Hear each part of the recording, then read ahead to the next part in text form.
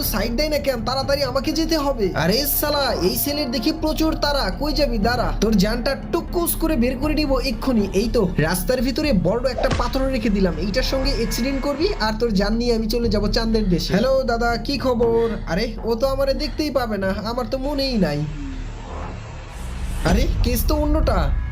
হায় আল্লাহ, এই রাস্তার ভিতরে পাথর কই থেকে আসলো? উফ, অল্পের জন্য বেঁচে গেছে বেচারা। হাই, একটু হলে মিস্টেক হয়ে যেত।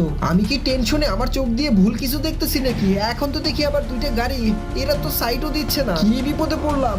না, আর মনে হয় সময় মতো হসপিটালে যেতে পারবো না।